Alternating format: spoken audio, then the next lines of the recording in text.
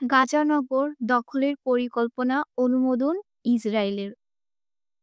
ফিলিস্তিনের গাজানগর দখলের জন্য সেনা মোতায়েনের পরিকল্পনা অনুমোদন করেছেন ইসরায়েলের প্রতিরক্ষামন্ত্রী ইসরায়েলের কার্জন। তিনি প্রায় ৬০,০০০ রিজার্ভ সেনা রক্ষিত তলবের অনুমতি দিয়েছে। দেশটির প্রতিরক্ষা মন্ত্রণালয় বিষয়টি নিশ্চিত করেছে। প্রতিরক্ষা মন্ত্রণালয়ের একজন মুখপাত্রের সঙ্গে যোগাযোগ করা হয়ে তিনি ইসরায়েলের গণমাধ্যমে প্রকাশিত এই সংক্রান্ত খবরের সত্যতা নিশ্চিত করেছে। এদিকে একজন ইসরায়েলি সেনা কর্মকর্তা সাংবাদিকদের বলেছে, প্রায় ৫০,০০০ সংরক্ষিত সেনা তলব করা হতে পারে।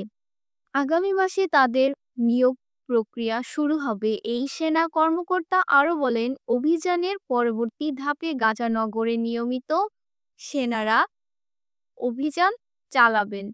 তাদের মূল লক্ষ্য থাকবে গাজানগর দখল। প্রাথমিক ধাপের অংশ হিসেবে সেনারা ইতিমধ্যে গাজানগরের জেইতুন ও জাবালিয়া এলাকায় অভিযান চালাচ্ছেন। কার্যের এই পদক্ষেপ হামাসের উপর চাপ বাড়িয়েছে। প্রায় ২ বছর ধরে চলা গাজা যুদ্ধের যুদ্ধবিরতি প্রতিষ্ঠার জন্য মধ্যস্থকারীরা সর্বশেষ প্রস্তাব নিয়ে ইসরায়েলের আনুষ্ঠানিক জবাবের অপেক্ষায় ছিল।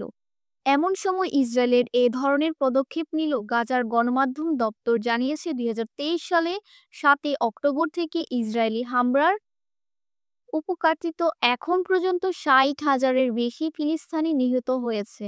তাদের মধ্যে প্রায় ১৯,০০০ শিশু।